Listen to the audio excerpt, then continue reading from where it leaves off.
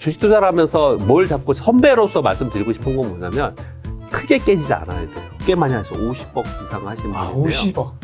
0 됐습니다. 0. 이거 제가 그냥 하는 소리가 아니고 진짜 이 팩트를 말씀드리는 겁니다.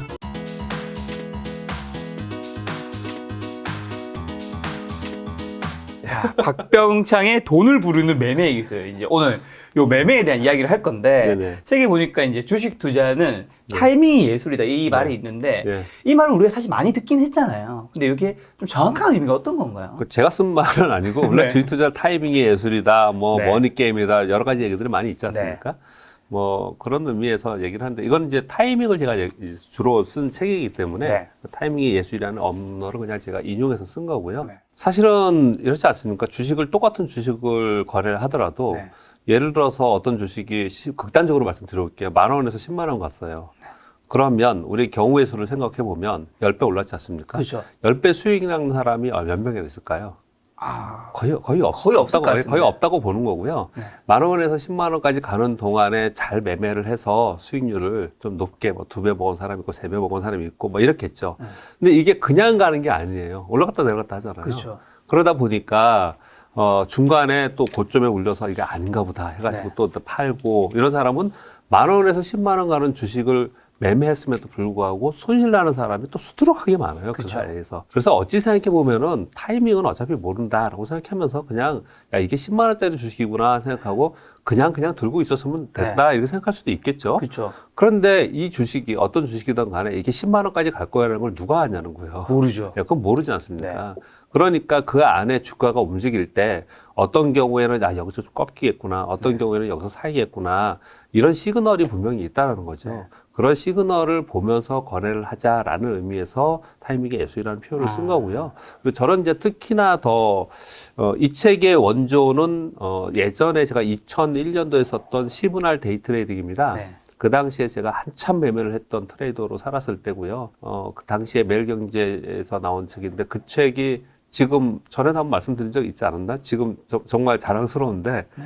중고가 20만 원 정도에 지금 거래가 돼요. 중고로 20만 원. 부장님이 좀 많이 있으신가요? 저한테 좀 파세요. 많이 나눠줬습니다. 네, 많이 나눠줬고요. 근데 그 책을 참 좋아해 줬어요, 사람들이. 네. 근데 왜 그런가 생각을 해봤더니 그 책은 정말 아무것도 안 하고 정말 매매 타이밍만 딱 쓴 책이거든요. 그리고 제가 한참 네. 전성기로 트레이딩을 할 때니까 그 책에서 아마 자신감이 묻어났겠죠. 네. 아마도 그랬을 것 같아요. 그래서 그 책을 참 좋아해줬는데 그게 절판됐어요. 네. 20년 지났으니까요. 아, 근데 그 책을 개정판해달라고 계속 얘기가 굉장히 많았습니다. 네. 그래서 그 책에는 또 어떻게 좀 제가 심지어 순서도를 그렸어요. 아침에 시작을 이렇게 합니다. 네. 자, 시작해서 플러스 3%입니다. 마이너스 3%입니다. 그 다음에 경우의 수를 또 yes, no 해가지고 자, 이러면 이렇게 거래합니다. 이렇게까지 했거든요. 그래서 굉장히 좋아해 줬어요. 근데 그 책 개정판을 써달라고 했는데 그래서 요번에 그 책의 개정판입니다, 사실은. 그런데, 약간 차이점은 뭐냐면, 그때는 스캘핑 데이 트레이딩 용어로 책을 쓴 거고요. 네. 지금은 많은 분들이, 개인 투자들이 뭐 동학개미 운동이 있었고, 작년에 어마어마한 분들이 들어와 있잖아요. 그렇죠. 그분들이 그렇게 짧은 데이 트레이딩 스캘핑의 매매의 기법을 배운다. 네. 라고 했을 때 모두 다 그렇게 할 수 있을까? 저는 그렇게 생각하지 않고요. 특히나 위험도 있습니다. 자칫 잘못 이렇게 배워서 보면은 이렇게 하면 되겠구나 해서 훈련이 되지 않은 상태에서 매매를 하다가 거꾸로 연속해서 손실이 나면 안 되거든요. 그렇죠. 그래서 이번 이 책은 네. 그냥 장기 투자자분들도 어떻든 장기 투자로 내가 여러분들 지금 삼성전자를 네. 지금 화면 한번 보실까요? 지금 삼성전자 한번 볼게요. 네. 오늘은 좀 차트도 좀 몇 개 좀 보면서 말씀드리겠습니다. 지금 화면에 삼성전자를 보고 계시는데요. 네. 삼성전자 어마어마한 분들이 지금 갖고 계시잖아요. 550만 명이 갖고 있다고 그러나요? 그러고 있는데 이게 1월 11일 날 고점을 찍고 네. 좀 내려왔습니다. 네. 지금 여기서 이 주식을 가지고 있어야 되는가요? 아니면 팔아야 되는가요? 네. 아니면 더 사야 되는가요? 이걸 지금 모르는 거잖아요.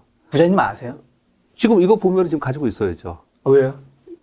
그러니까 지금 그 책이 있는 거예요. 그러니까 저게 책에 있는 건데 일단 예, 알려주세요. 예. 삼성전자는. 일단은 고점 시그널이 확실히 나왔습니다. 네. 고점 시그널이 뭐냐면요. 이 밑에서 이건 단일 종목이기 때문에 거래 대금은 안 넣고 거래량만 넣거든요. 네. 거래량이 최근에 수개월, 2개월, 3개월보다 현저하게 늘어난 상태에서 터졌죠. 십자형 또는 음봉이 나오는 날은 1차 매도 신호예요. 제가 여기 매도 신호는 2가지를 넣고 매수 신호는 3가지를 넣었는데요. 네. 이게 왜 1차 매도 신호예요? 그러면 그 다음에 매수 신호가 나와야 될 때는 이런 거래량이 다시 나와야 됩니다. 이거에 적어도 이날은 아니더라도 조금 크게 볼게요. 이날은 아니더라도 이 전날에 있었던 이런 거래량이 나오면서 이게 치고 올라가야 돼요. 안 그러면 안 되거든요. 주식은 왜냐하면 매수와 매도의 매매의 싸움에서 일어나는 거예요. 주가의 움직임은요. 네. 그래서 매수세가 이기면 올라가는 거고 매도세가 이기면 빠지는 거잖아요. 네. 아주 단순하게 생각을 해야 돼요. 주식은요. 네. 근데 이제 매도 신호가 나오고 지금 그 이후에 보세요. 매수가 있나? 매수 신호가 한 번도 없어요. 없죠. 한 번도 없습니다. 약간 최근에 네. 지난주에 약간 여기 거래가 좀 늘었죠. 네네. 그래서 한번 내가 1000주 살 거면 한 200주, 100주 사볼까? 이런 신호는 나왔어요. 네. 그렇지만 여기 매수 신호가 없단 말이에요. 반대로 이걸 왜 보유하고 있어야 되느냐? 반대로 여기 지금 매도 신호가 있나요? 여기 매도 신호가 한 번도 없어요. 1000주를 갖고 있다 그러면 한 200주 정도는 팔았어야 돼요. 왜냐? 여기 보세요. 여기 중간에 여기 지금 마우스 보이시죠? 네. 여기에 제가 표시를 한번 해드릴게요. 강의할 때 이렇게 하니까. 요때 거래가 이렇게 있잖아요. 네네네. 여기 음봉고점에서 떨어지죠. 네. 요때 팔았어야 돼요. 일부를 조금 팔았어야 돼요. 여기서는 매도 신호가 한 번도 없어요. 네. 이때 안 팔았다. 그럼 그 이후에 매도 신호도 없고 매수 신호도 없어요. 이거든요. 잘게 뭐 100주, 200주는 거래를 할지언정 그런 게 하나도 없어요. 그러니까 네. 이거는 그냥 들고 있어야 되는 차트예요. 현재 상황에서는요. 그런데 이날 상투 친 날 어떤 일이 있었냐면 거래소 차트를 볼게요. 네. 업종 차트를 보면 이게 지금 우리 코스피 차트예요. 네. 지금 오늘 현재 지금 거래가 되고 있는데 지금 장중에 제가 방송을 하고 있으니까요. 최고점이 3,266포인트입니다. 2021년 1월 11일이죠. 네. 아까 삼성전자 보면 2021년 1월 11일 날 같이 크로스 체킹이 되죠. 이날 고점을 찍은 거거든요. 네. 이날 고점을 찍은 날 그러면 업종은 뭘 볼 수 있느냐? 이날도 보시면 이날 거래량을 보세요. 네. 위에 있는 게 거래량이거든요. 거래가 그렇게 많지 않죠. 네. 그렇죠? 네. 근데 이거는 거래량이 많지 않았던 건 왜 그랬냐면요. 사실 우리가 그 이후에 거래량이 많았기 때문에 이게 안 많아 보이는데 그 전하고 비교해 보면 이게 거래량이 그날 상당히 많이 늘어난 거거든요. 여기하고 그 전하고 비교하면 맞네요. 거래량이 많이 늘어난 거예요. 네. 그 위에 거래량이 워낙 이제 많아졌기 때문에 이러는 거고요. 근데 이거보다 더 확실한 건 뭐냐? 거래량이 그 이후에도 굉장히 많았던 게 있는데 왜 그랬냐면요. 300원짜리, 500원짜리, 1000원짜리 이런 주식이 굉장히 거래량이 많았어요. 이후에. 네. 그랬기 때문에 이때는 거래량의 왜곡 현상이 발생이 됐어요. 이걸 이해하셔야 됩니다. 그래서 거래 대금으로 봐야 돼요. 네. 시장은. 네. 근데 이 밑에 게 거래 대금이거든요. 거래 대금을 보시면 현저하게 느껴지죠. 오, 튀었네요. 예, 이날 1월 11일 날 거래 대금이 폭증하면서 상투를 만들었어요. 그 이후에 이런 거래 대금이 지금 없지 않습니까? 없죠. 지금 없잖아요. 네. 그러니까 못 돌파하는 거예요. 못 돌파하는 거예요. 이렇듯이 제가 그냥 맛만 보여드렸는데 네. 이렇듯이 시장은 이걸 지금 내가 그냥 갖고 있어야 되는지 지금 팔아야 되는지 살아야 되는지에 어떤 신호를 분명히 주거든요. 오늘 제가 몇 개 종목을 한번 볼 수 있을 시간이 되면 보도록 하겠습니다. 재밌네요. 그런 신호들이 분명히 있으니 우리가 무작정 지금 삼성전자 좀 더 얘기해 볼까요? 이거 지금 방송 더 진행 하는 게 문제가 아니고 여러분들 한 가지라도 더 확실하게 하는 게 좋잖아요. 지금 삼성전자로 볼게요. 예, 삼성전자로 볼게요. 그럼 삼성전자가 지금 82,000원의 시가총액이 얼마냐면요. 550조입니다. 네. 제가 이거 넣어놨나요? 삼성전자를 보면 지금 1,200원인데 지금 540조죠. 지금 82,000원 살짝 떨어져갖고 제가 82,000원에 보니까 550조더라고요. 그럼 이거 어떻게 계산하는 거냐면요. 제가 이런 강좌도 준비를 좀 하고 있는데 이게 만약에 82,000원에서 우리가 지금 바라는 건 얼마예요?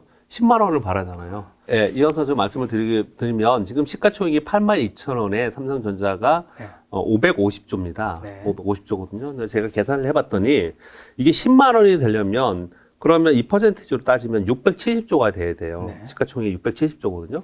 근데 여러분 적정 주가 타겟 프라이스 계산하는 건 어떻게 하는 거냐면요. 이건 지금 시가총액이잖아요. 그럼 얘네들이 영업이익 곱하기 멀티플을 하는 거거든요. 네. 근데 얘네 영업이익이 이건 삼성전자는 우리 다 나와 있는 거니까 우리가 얘기할 수 있습니다. 그렇죠. 지난번에 1Q에 9조 3천억 나왔습니다. 네. 요번에 지금 10조 4천의 컨센인데 요번 2분기에 노무라증권에서 11조 넘는다고 그러고 신금토에도 11조 넘는다고 요번에 나왔어요. 그러면 요게 11조가 좀 넘어요. 그럼 요거 합치면 20조 됩니다. 네. 요거 합치면 20조잖아요. 그렇죠. 근데 잘 생각해 보세요. 연간으로 지금 전체가 요즘 다 바뀌었네요. 원래 48조였는데 살짝 올렸네, 지금 벌써. 컨센 때문에요. 네. 이 컨센이 바뀌면 그거를 평균에서 이 맛 주는 거예요. 여러분들 보는 HTS 다 들어있는 거를 보면요. 요게, 전체적으로 시가총액을 따졌을 때 요게 지금 49조거든요. 네. 49조예요. 49조. 그러면 49조의 멀티플을 PER을 10배를 곱하면 490조입니다. 네. 뭐라? 그러면 어떻게 돼요? 지금 550조인데요? 지금보다 더 떨어져야 되네? 10배면? 네. 주가가 더 떨어져야 돼요, 지금부터요. 그쵸? 그런데 지금 10배를 주는 게 아니고 시장 전체 컨센서스, 시장 전체 멀티플이 13배, 14배 된단 말이에요. 네. 그러면 제가 계산을 이걸 해봤더니 12배를 하면 576조고요. 13배를 하면 624조예요. 그럼 13배를 했을 때 가격이 얼마가 되냐면 85,800원, 12배에 85,800원이고 13배가 93,000원입니다. 그럼 10만 원이 가려면 14배에서 15배가 돼야 돼요. 네. 이게.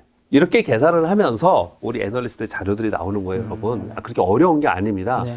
그러면 생각을 해봤을 때 우리 그냥 단순하게 삼성전자 갖고 계시는 분들 이렇게 생각하시면 돼요. 네. 야, 이거 81,000원인데 매도 신호가 없으니까 기술적 분석으로는 네. 그냥 들고 있어. 그러면 목표 주가가 내가 지금 뭐 9만 원에 물려 있어. 그러면 9만 원에 이거 갈 수 있을까?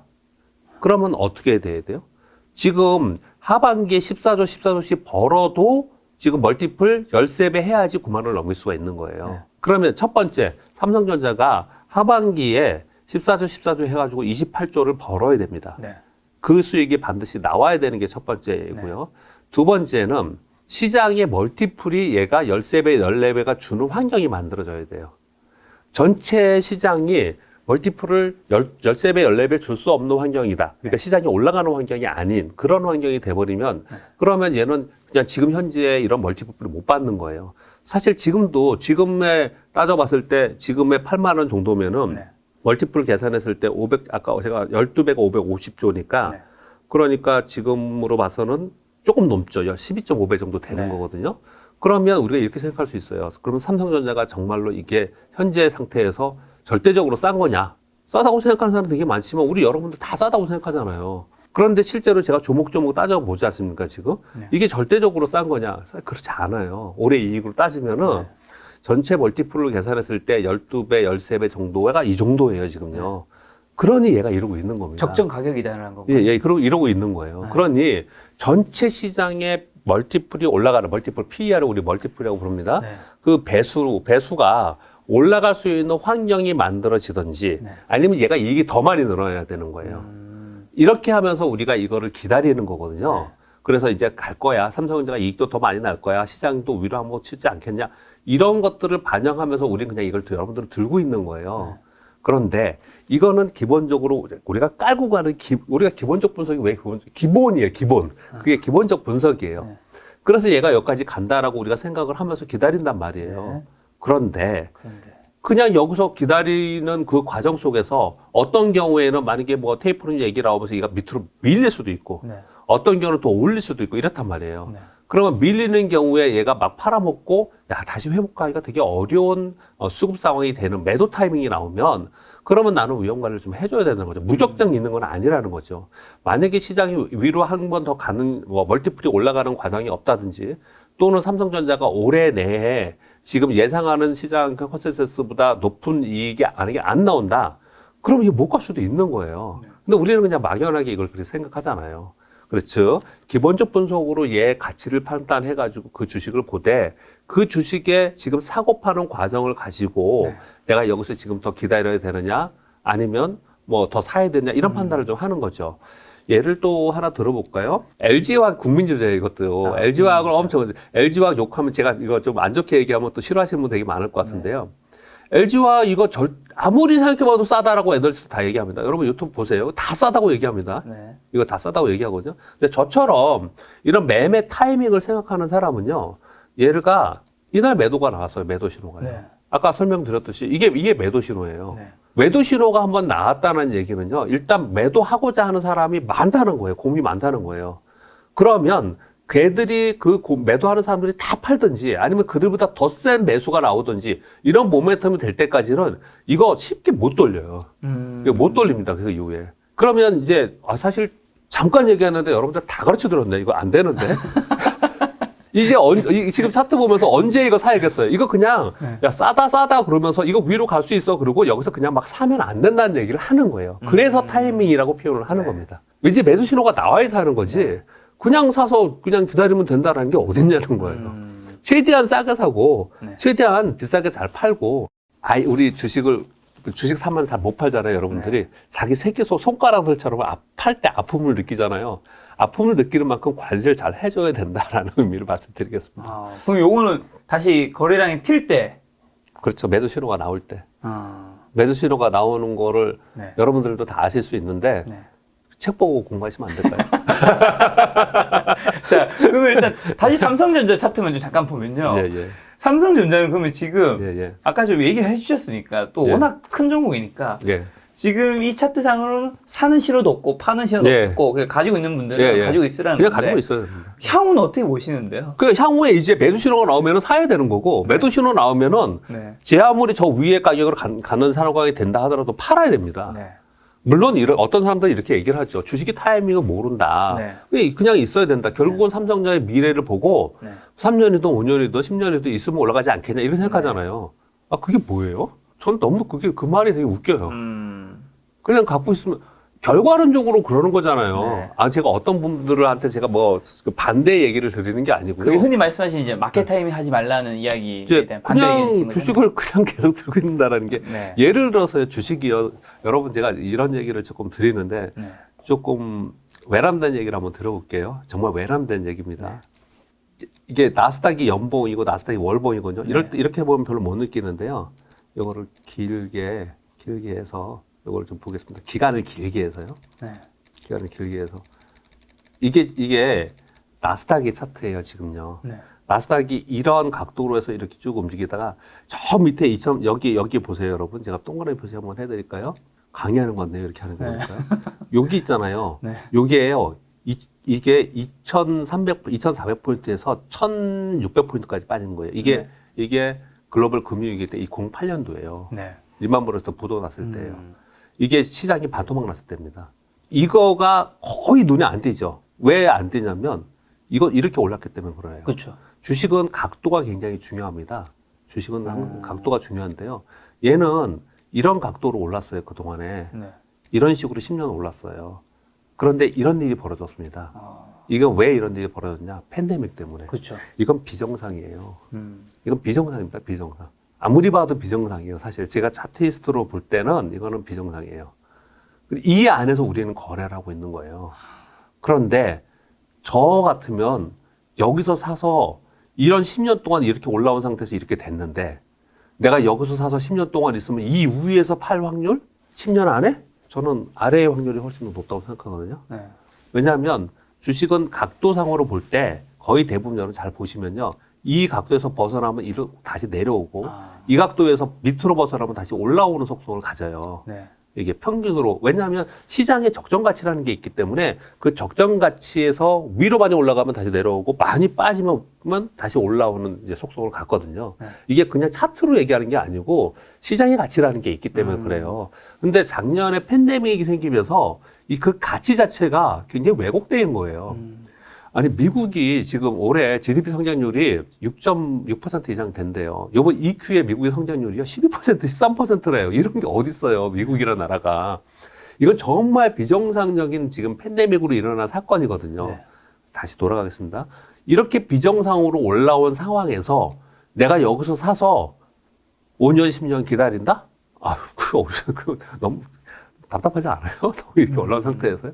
확률적으로 내려올 확률이 좀 더 있는 상황인데, 내가 장기 투자할 거면 기왕이면은 싸게 사야 된다고 생각을 해봤을 때, 물론 이게 안 빠지고 계속 여기 올라가면 어떡하냐. 아, 물론 그렇게 여러분 생각할 수도 있겠지만, 지난 시장의 역사를 봤을 때, 이렇게 올라가고 나서 안 빠진 적이 없어요. 이렇게 급등한 적이 안 빠진 적이 없다고요. 그렇게 봤을 때, 그러면 나는 지금 그냥 있는 거 가지고 거래하거나 조금 짧게 거래하면서 시장을 바라보고 있다가, 그러다가 다시 한번 시장이 적정하게, 제가 이게 지금 이 각도를 그려놨잖아요. 이 각도로 보면 한 요 정도 내려올 수 있단 말이에요. 네.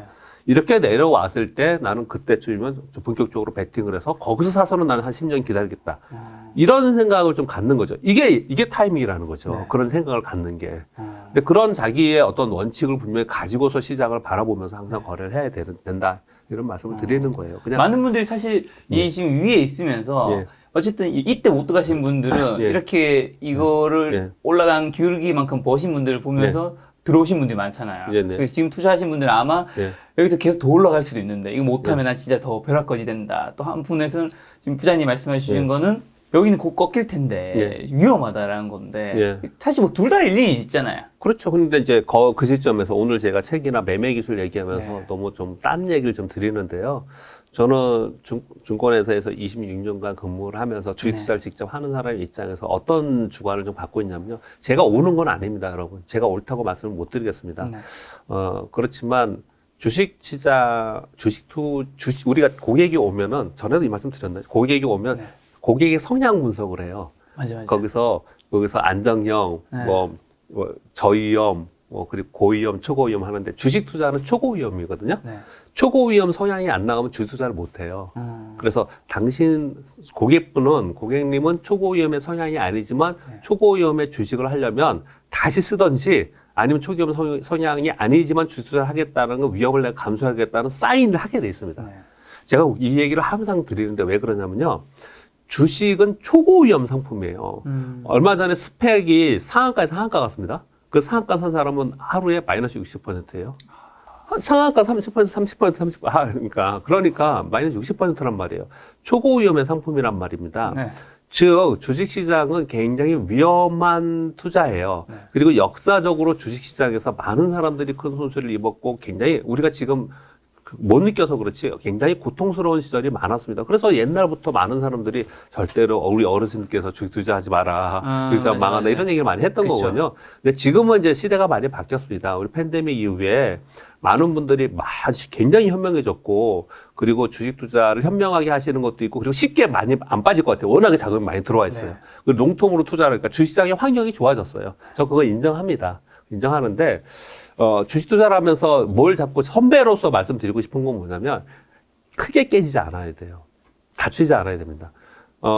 마이너스 5%, 마이너스 10%, 심지어 마이너스 20%날 수 있어요. 그거 복구할 수 있습니다. 그 정도, 시장만 내가 한 종목만 잘 맞춰도 복구할 수 있어요. 그런데 크게 다치는 경우가 있어요. 신용을 해가지고 털리는 경우. 갑자기 얘기하다 보니까 별의별 생각이 다 드는데 그냥 이건 안 보고 얘기를 할까요? 보여주세요. 보여줄까요? 궁금합니다. 제가 실전 얘기를 해볼게요. 실전 얘기요. 이거는 과거에 직접 하셨다. 제가 한 건 아니고 우리 옆에 셀트리온이요. 셀트리온. 셀트리온 이렇게 떨어졌는데 이게 떨어진 거 설명드리는 게 아니고요. 이거 보세요. 2000년부터 여기까지 이렇게 올라왔잖아요. 여기서부터 이만큼 올라왔잖아요. 근데 이거 그냥 얘기 드릴게요. 이제 그분은 제 고객이 아니니까요. 꽤 많이 하셨어요. 50억 이상 하신 분인데요. 50억. 한 종목이에요. 배터리 레버리지 일으키면서 하시는 분이거든요. 굉장히 공격적으로 거래를 하시는 분이에요. 공격적으로 하시는 분인데요. 여기서부터 여기까지 거래를 했어요. 어떻게 됐을 것 같습니까? 이만큼 올라왔잖아요. 깡통 나서 0 됐어요. 50억 올랐는데? 여기서 여기 빠지는 동안. 여기서부터 여기까지 빠지는 동안 레버리지로 투자를 했기 때문에 0 됐습니다. 0. 이거 제가 그냥 하는 소리 아니고 진짜입니다. 이 팩트를 말씀드리는 겁니다. 우리 고객 정보를 얘기를 드리면 안 되는 거니까 우리 고객이 아니고요. 여기 제가 아는 사람들 그렇단 말이에요. 시장이 레버리지를 일으키거나 너무 공격적으로 거래하거나 막 그냥 위쪽만 바라보고 했을 때 이런 리스크는 언제든지 있다라는 거예요. 언제든지 있거든요. 그래서 다시 돌아가서 말씀을 계속 드리고 싶은 거는 뭐냐면 시장에서 이렇게 올라온 상태인데 자꾸 위쪽으로만 자꾸 쳐다보잖아요. 물론 더 올라갈 수 있어요. 근데 솔직히 여러분 제가 이렇게 얘기하면 왜 자꾸 겁나게 그렇게 얘기하냐, 뭐 겁주는 거냐. 야, 당신은 그렇게 얘기하지만 여기서 만약에 지금 나스닥이 14,000인데 너 2만 가면 어떡할래 너? 그러면 네 틀렸자 이렇게 말할 수 있잖아요. 그렇죠. 저 인정합니다 그거. 아까도 말씀하셨잖아요. 진짜 그러면 너 그럴 수 있어요. 그렇지만 우리는 항상 뭘 생각해야 되냐면 제가 지금 주장을 하고 싶은 거는 여러분께 말씀드리고 싶은 거는 이렇게 많이 올랐을 때는 위험이 훨씬 더 크다라는 거예요. 그 위험을 항상 생각하면서 거래를 해서 크게 다치지 않아야 된다라는 생각을 항상 해야 되고요. 그리고 아까 말씀드렸듯이 시장이 더 올라간다 하더라도 자기가 이제부터는 정말로 신중하게 거래하지 않으면 무조건 사서 그냥 있는다. 뭐 이런 부분을 거래했을 때는 정말 좋은 기업이라 하더라도 주가가 떨어지는 경우도 발생을 할 수 있다. 이런 말씀을 좀 드리고 싶어서 말씀을 좀 드렸는데 언짢으시다면 너무 언짢아하지 마시고요. 그냥 제 의견을 그냥 드렸습니다.